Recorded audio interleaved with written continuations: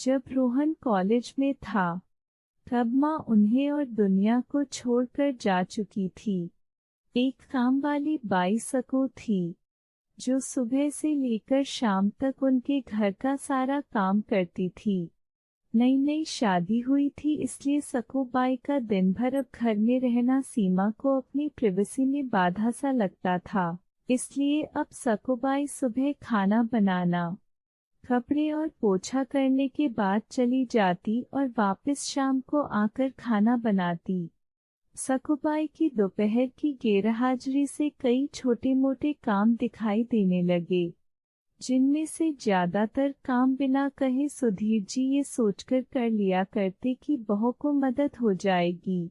लेकिन बहू सोचती कि ससुर को औरतों के काम में दखल देने की आदत है।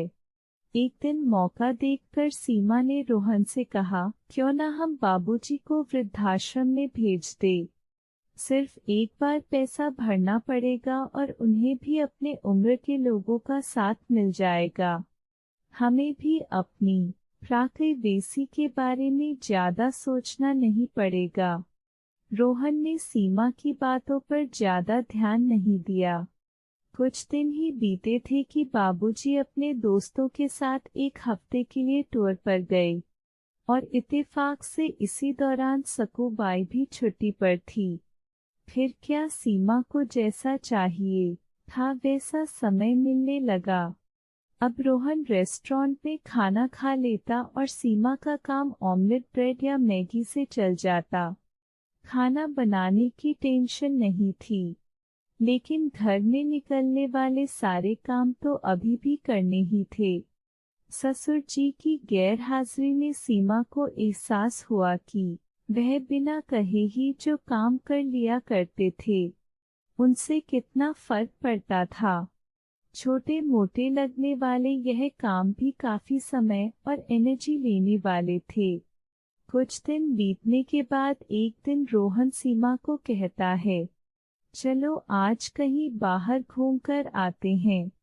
सीमा बड़ी खुशी खुशी सज कर बाहर घूमने के लिए तैयार हो जाती है। रोहन सीमा को अपने घर से 4 किलोमीटर दूर एक चौल में लेकर आता है।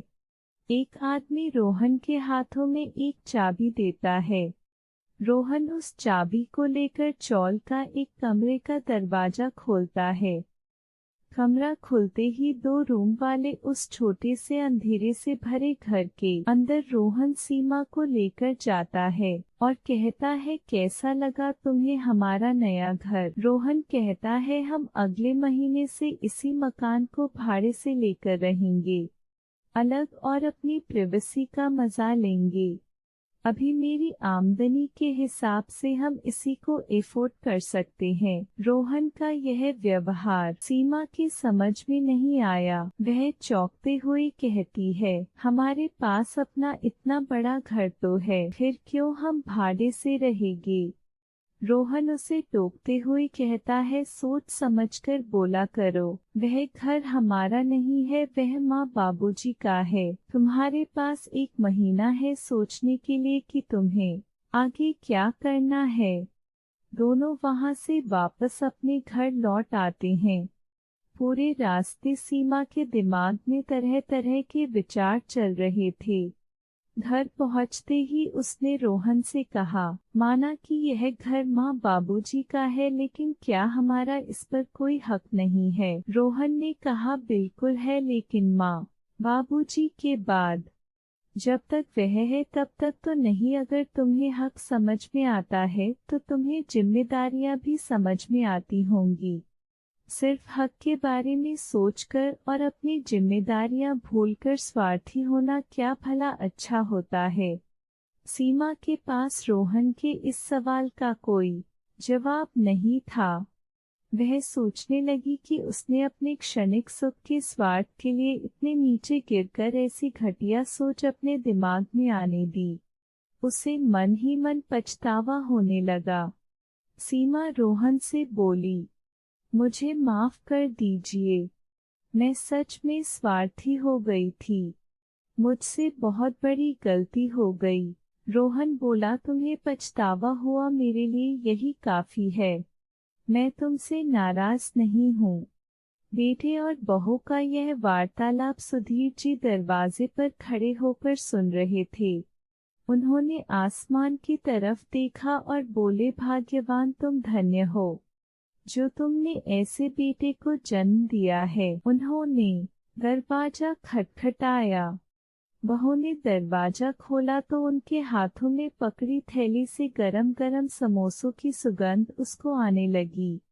ससुर ने अपनी बहू से कहा, वो कोने वाले हलवाई के पास से लाया हो। तुम्हें बहुत पसंद है ना। सीमा को अपने ससुर के प्रति विचार और ससुर के उसके प्रति प्यार, उन दोनों का फर्क समझ में आते ही उसकी आंखों में पश्चाताप के आंसू और चेहरे पर अपने परिवार के प्यार के कारण मुस्कान आ गई।